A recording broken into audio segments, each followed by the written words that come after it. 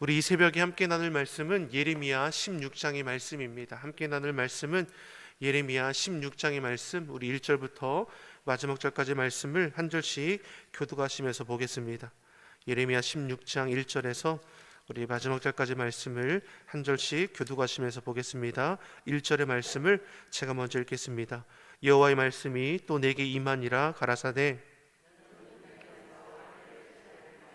자녀를 두지 말지니라. 이곳에서 생산한 자녀와 이 땅에서 그들을 해산한 어미와 그들을 낳은 아비에 대하여 나 여호와가 이같이 말하노라. 그들은 독한 병으로 죽고 슬퍼함을 입지 못하며 매장함을 얻지 못하여 지면의 분토와 같을 것이며 칼과 기근에 망하고 그 시체는 공중의 새와 딴 짐승의 밥이 되리라. 여호와께서 이같이 말씀하시되 상가에 들어가지 말라. 가서 통곡하지 말며 그들을 위하여 애곡하지 말라. 내가 이 백성에게서 나의 평강을 빼앗으며 인자와 국류를 제함이니라. 여호와의 말이니라. 큰 자든지 작은 자든지 이 땅에서 죽으리니 그들이 매장되지 못할 것이며 그들을 위하여 애곡하는 자도 없겠고 자기 몸을 베거나 대머리 되게 하는 자도 없을 것이며 슬플 때에 떡을 떼며 그 죽은 자를 인하여 그들을 위로하는 자가 없을 것이며 그들의 아비나 어미의 상사를 위하여 위로의 잔을 그들에게 마실 자가 없으리라. 너는 잔치집에 들어가서 그들과 함께 앉아 먹거나 마시지 말라. 만군의 여호와 이스라엘의 하나님이 이같이 말하노라. 보라, 기뻐하는 소리와 즐거워하는 소리와 신랑의 소리와 신부의 소리를 내가 내 목전 내 시대에 이곳에서 끊어지게 하리라. 내가 이 모든 말로 백성에게 고할 때에 그들이 내게 묻기를 여호와께서 우리에게 이 모든 큰 재앙을 광포하심은 어찌미며 우리의 죄악은 무엇이며 우리가 우리 하나님 여호와께 범한 죄는 무엇이뇨 하거든. 너는 그들에게 대답하기를 여호와께서 말씀하시되 너희 열조가 나를 버리고 다른 신들을 쫓아서 그들을 섬기며 그들에게 절하고 나를 버려 내 법을 지키지 아니하였음이라. 너희가 너희 열조보다 더욱 악을 행하였도다. 보라, 너희가 각기 악한 마음에 강팍함을 따라 행하고 나를 청종치 아니하였으므로 내가 너희를 이 땅에서 쫓아내어 너희와 너희 열조에 알지 못하던 땅에 이르게 할 것이라. 너희가 거기서 주야로 다른 신들을 섬기리니 이는 내가 너희에게 은혜를 베풀지 아니함이라 하셨다 하라. 여호와께서 가라사대 그러나 보라, 날이 이르리니 다시는 이스라엘 자손을 애굽 땅에서 인도하여 내신 여호와의 사심으로 맹세하지 아니하고 이스라엘 자손을 북방 땅과 그 모든 쫓겨났던 나라에서 인도하여 내신 여호와의 사심으로 맹세하리라. 내가 그들을 그 열조에게 준 그들의 땅으로 인도하여 드리리라. 여호와께서 가라사대 보라, 내가 많은 어부를 불러다가 그들을 낫게 하며 그 후에 많은 포스를 불러다가 그들을 모든 산과 모든 작은 산과 아멸에서 사냥하게 하리니 이는 내 눈이 그들의 행위를 감찰함으로 그들이 내 얼굴 앞에서 숭빔을 얻지 못하며 그들의 죄악이 내 복전에 은폐되지 못함이라. 내가 위선 그들의 악과 죄를 배나 갚을 것은 그들이 그 미운 물건의 시체로 내 땅을 더럽히며 그들의 가증한 것으로 내 산업에 가득하게 하였음이니라. 여호와 나의 힘, 나의 보장, 환난 날의 피난처시요 열방이 땅 끝에서 주께 이르러 말하기를 우리 열조에 계승한 바는 허무하고 망탄하고 무익한 것뿐이라. 인생이 어찌 신 아닌 것을 자기의 신으로 삼겠나이까 하리이다. 함께 읽겠습니다. 여호와께서 가라사대 보라, 이번에 그들에게 내 손과 내 능을 알려서 그들로 내 이름이 여호와인 줄 알게 하리라. 아멘. 할렐루야. 우리 하나님의 은혜와 평강이 우리 새벽을 깨워 예배하시는 성도님들의 심령과 가정에 충만하기를 간절히 소망합니다. 하나님께서는 예레미야 선지자를 통해서 유다를 향한 심판이 임박했음을 전하도록 하셨습니다. 하나님께서 심판을 예고하시는 것은 아직 기회가 있다라는 것입니다. 돌이키면 용서해 주실 뿐만 아니라 회복해 하실 것을 말씀하는 것입니다. 즉 심판하시는 하나님의 그 심령은, 마음은 무엇입니까? 자신의 백성을 구원하고자 하시는 그 마음이 전제된다는 것이죠. 그런데 유다 백성들은 어떻습니까? 그 마음이 완악해졌다라고 표현하고 강팍해졌다 표현합니다. 듣지 않는 겁니다. 하나님의 말씀을 듣지 않고 하나님을 버려 우상을 숭배하고 더 가증한 일을 일삼게 됩니다. 그리고 그런 백성들을 향해서 오늘 본문의 말씀을 보면 하나님께서 예레미야에게 세 가지 하지 말라고 하는 것이 나옵니다. 그 세 가지가 무엇입니까? 첫째는 결혼하지 말아라. 자녀를 두지 말아라. 두 번째는 상갓집, 장례식장이죠. 상갓집에 가지 말고 애국하지 말아라. 세 번째는 잔치집에 들어가지 말고 그곳에서 먹거나 마시지도 말아라. 결혼을 해서 가정을 이루고 자녀를 출산하는 것, 장례와 결혼, 이 세 가지가 의미하는 것이 무엇입니까? 어떻게 보면 이 사회를 지탱할 수 있는 근간이 되는 것들이죠. 이것을 금지한다는 것은 무엇입니까? 사회의 존속이 위태할 수 있게 되는 것이죠. 자, 하나님께서 왜 이러한 명령을 하십니까? 곧 심판날이 다가오시기 때문입니다. 심판날이 다가오는데 결혼하여 가정을 이루면 무엇할 거고, 자녀를 두어서 무엇할 거냐, 상갓집에서 애곡해서 무엇할 거고, 잔치집에서 기뻐해서 무엇할 거냐. 5절 하반절의 말씀을 한번 보겠습니다. 5절 하반절의 말씀 한번 보게. 5절 하반절의 말씀, 5절을 같이 한번 다 읽겠습니다. 여호와께서 이같이 말씀하시되 상가에 들어가지 말라. 가서 통곡하지 말며 그들을 위하여 애곡하지 말라. 내가 이 백성에게서 나의 평강을 빼앗으며 인자와 긍휼을 제함이라. 여호와의 말이니라. 5절 하반절의 말씀에 내가 이 백성에게서 나의 평강을 빼앗으며 인자와 긍휼을 제함이라. 여호와의 말이니라. 하나님께서 저들에게 무엇을 빼앗긴다고 말씀합니까? 평강을 빼앗는다 말씀하고 인자와 긍휼을 거두어 가신다라고 지금 말씀합니다. 하나님의 은혜와 자비가 없는 세상을 생각해 보십시오. 일상의 삶이 다 무너지지 않겠습니까? 우리의 가정을 지켜주시고 세워주시는 분 여호와 하나님이십니다. 우리 자녀를 돌보아 주시고 안정케 하시는 분 누구이십니까? 여호와 하나님이십니다. 우리의 건강도 산업도 살아가는 그 모든 자리도 하나님의 도우시는 그 손길이 있죠. 그래서 우리는 뭐하러 고백합니까? 나된 모든 것이 하나님의 은혜입니다. 아멘이십니까? 여러분, 나된 모든 것이 하나님의 은혜입니다. 하루를 시작할 수 있도록 깨어나게 하시는 분도, 호흡할 수 있도록 인도하시는 분도, 주의 은혜를 기대하며 주의 몸된 교회에 나와서 예배하며 주님을 찾고 구할 수 있는 것도 주의 은혜를 알기 때문입니다. 그런데 그런 하나님의 은혜와 긍휼을, 평강을 하나님께서 거두어 가신다면 우리의 삶은 어떻게 되겠습니까? 불안과 두려움에 살아가는 것이고, 죄된 고집과 욕심에 이끌려 살아갈 것이고, 오늘 본문의 그 유다 백성들처럼 스치도 모르고 부끄러움도 모르고 오히려 하나님을 조롱하고, 그런 일들이 일어나지 않겠습니까? 솔로몬이 노년에 무엇을 고백했습니까? 모든 것이 헛되다라고 고백했습니다. 근데 우리가 솔로몬을 잘 알지 않습니까? 최고의 지위와 특권을 가졌던 솔로몬, 가지고 싶은 것 다 가질 수 있었습니다. 누릴 수 있는 모든 것을 다 누려본 솔로몬이 그 노년에 고백하는 것이 무엇입니까? 모든 것이 헛되다는 것이죠. 해 아래 영원한 것이 있는가? 이 땅에 참된 것이 있는가? 없다라는 겁니다.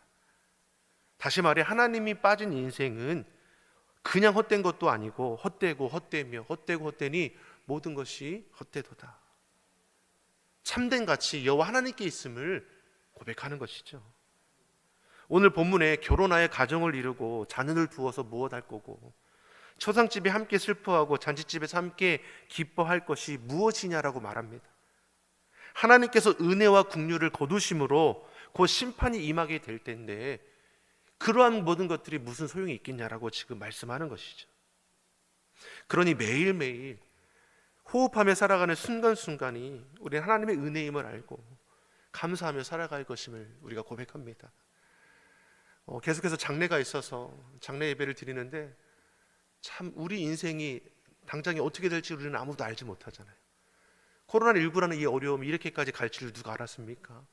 알았으면 대비라도 할 텐데 예기치 않은 삶의 자리에 만나는 어려움의 문제들 언제나 우리 사람이 엄습하죠. 그러니까 우리는 뭘 고백합니까? 매일매일 하나님의 은혜로 살아가는 것을 고백하고, 내 힘으로 감당할 수 없을 것을 내가 어떻게 해보자고 할 것이 아니라 생명의 주관자 되신 하나님 앞에 의지하여 하나님의 도우심을 구하고, 하나님께서 어떻습니까? 감당할 수 있도록 우리 인도하신다라고 분명히 말씀하시는 것이죠. 자, 그런데 하나님의 백성이 하나님의 말씀을 듣지 않습니다. 심판이 임박했음을 계속해서 말씀에도 불구하고 정신 차리지 않죠. 우리 10절의 말씀을 한번 보겠습니다. 10절의 말씀 같이 읽어보겠습니다. 내가 이 모든 말로 백성에게 구할 때에 그들이 내게 묻기를 여호와께서 우리에게 이 모든 재앙을 광고하심은 어찌미며 우리의 죄악은 무엇이며 우리가 우리 하나님 여호와께 범한 죄는 무엇이뇨 하거든. 재앙의 날에, 심판의 날이 임하면 백성들이 물을 거라고 말씀하는 것이죠. 근데 무엇을 물은다는 겁니까? 우리가 지은 죄가 무엇이고 우리가 하나님 앞에 범한 죄가 무엇이냐라는 겁니다. 그 마음이 완악하고 강팍하니 죄를 죄로 인식하지 못하는 것이죠. 그러니 죄 가운데 빠져 살아가면서 정작 자인이 죄된 자인지를 알지 못합니다. 그럼에도 하나님은 저들을 구원하고자 결코 포기하지 않으시고 돌이킬 것을 계속해서 말씀하시죠. 돌아오면 소망이 있고 돌이키면 회복이 있음을 계속해서 말씀합니다. 그러게 믿는 자들은 어떻습니까? 시대를 바르게 분별할 수 있어야 하는 것이고 하나님 앞에 합당하게 살아갈 수 있도록 우리는 최선을 다해야 할 것입니다. 죄로 민감해야 하는 것이고 죄는 작은 것일지라도 물리치고 죄의 결과가 얼마나 참혹한지를 알아 듣든지 아니 듣든지 주의 말씀을 복음을 전하는 삶을 살아가는 것입니다. 사랑하는 성도 여러분, 죄를 너무나 쉽게 생각하지 마십시오. 내 힘으로 감당할 수 없다라는 것이죠. 죄는 작은 것이라도 끌어낼 것이 왜 그렇습니까? 죄로 인해 우리가 물들어가게 되죠. 선줄로 생각하는 자 넘어질까 조심하라. 성경은 분명히 우리에게 말씀합니다. 내 고집과 교만함 내려놓고 하나님의 은혜와 긍휼함으로 살아가는 인생이름을 결코 잊지 말아야 할 것입니다. 잘 되면 잘 되게 하나님께 감사하는 것이고 실수하고 넘어지면 그 실수하고 넘어진 그 자리에서 또 하나님의 은혜를 구하며 다시 일어설 수 있도록 이끌어 가시는 그 하나님의 그 삶의 자리에 우리가 참여할 수 있기를 간절히 소망합니다. 하나님은 죄를 싫어하십니다. 죄를 지은 사람이 용서받는 길은 그 죄의 자리를 돌이키는 것밖에 없습니다. 하나님의 심판 앞에 누구도 예외가 될 수 없는 겁니다. 하나님이 죄를 눈감아 주십니까? 결코 그렇지 않습니다. 그래서 회개하여 나와야 하나님의 용서함을 우리가 얻게 되는 것이죠. 지금 유다 백성은 심판이 임박했습니다. 유다는 죄로 인해 심판받을 수밖에 없습니다. 그날의 유다는 무너지게 될 것이고 예루살렘은 불타게 될 것이고 저들은 포로로 잡혀가게 될 것입니다. 16절 17절의 말씀을 한번 보겠습니다. 16절 17절 우리 같이 한번 보겠습니다. 여호와께서 가라사대 보라 내가 많은 어부를 불러다가 그들을 낳게 하며 그 위에 많은 포스를 불러다가 그들을 모든 산과 모든 작은 산과 암열에서 사냥하게 하리니 이는 내 눈이 그들의 행위를 감찰함으로 그들이 내 얼굴 앞에서 숨김을 얻지 못하며 그들의 죄악이 내 목전에서 은폐되지 못하리라. 앞에서 재앙의 날에 심판의 날에 유다 백성들이 뭐라고 한다고 했습니까? 내가 지은 죄가 무엇입니까? 하나님께 범한 것이 무엇입니까? 이렇게 묻는다고 하지 않았습니까? 근데 16절 17절의 말씀을 보니까 무엇입니까? 저들의 죄악이 낱낱이 드러나게 된다는 겁니다. 하나님 앞에 숨기지 못하고 은폐하지 못한다라고 말씀합니다. 유다 백성들이 무너지는 것은 저들의 죄로 인함입니다.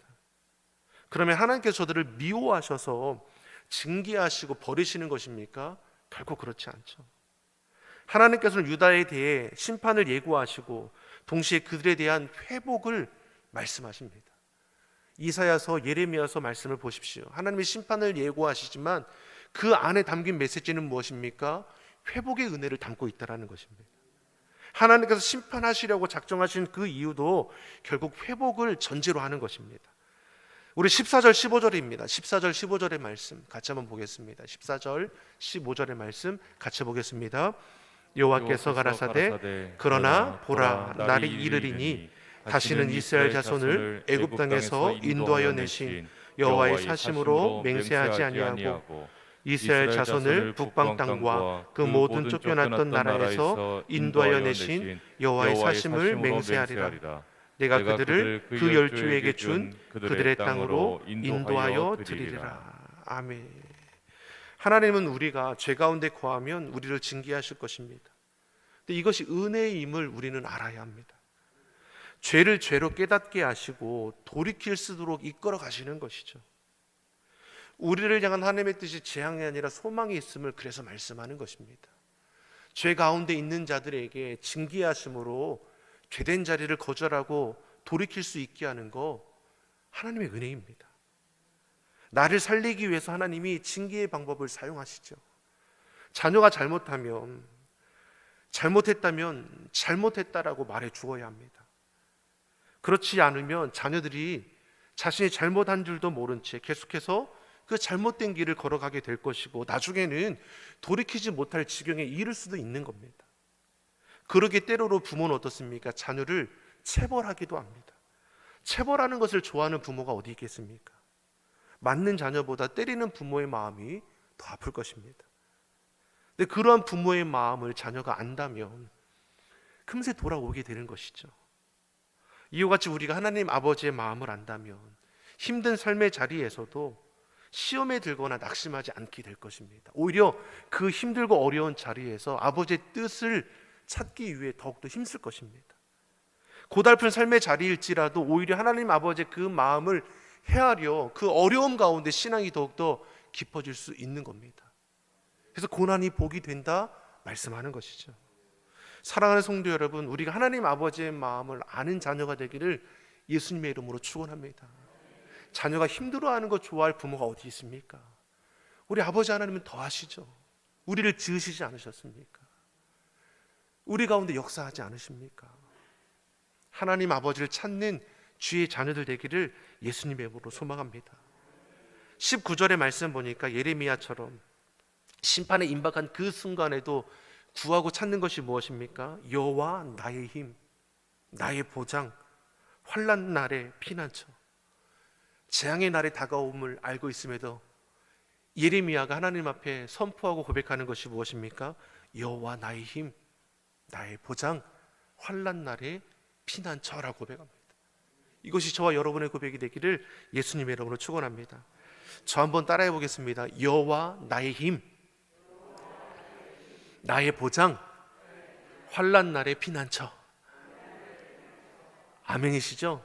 우리 아버지 하나님께서 나의 힘이 되시고 나의 보장이 되시고 환난 날의 피난처가 되심을 믿습니다. 코로나19라는 어려움 속히 지나가고 극복될 것입니다. 우리의 믿음대로 기도대로 역사하시는 그 하나님의 놀라운 은혜를 우리가 경험하며 선포함으로 하나님 나라 이루어가기를 예수님의 이름으로 축원합니다. 기도하겠습니다. 사랑의 하나님 아버지, 우리 힘이 되시고 보장이 되시고 피난처가 되심을 감사합니다. 삶의 자리에서 만나는 어려움의 문제 앞에서도 우리를 붙들어 주시고 우리로 죄의 자리는 거절하게 하시고 범사의 하나님을 인정하며 주의 뜻에 합당하게 살아가게 하여 주시옵소서. 코로나19라는 어려움이 속히 지나가고 우리의 무너진 삶의 자리마다 회복케 하시는 하나님의 풍성한 은혜로 충만케 하여 주시옵소서. 감사드리며 예수님의 이름으로 기도드립니다. 아멘.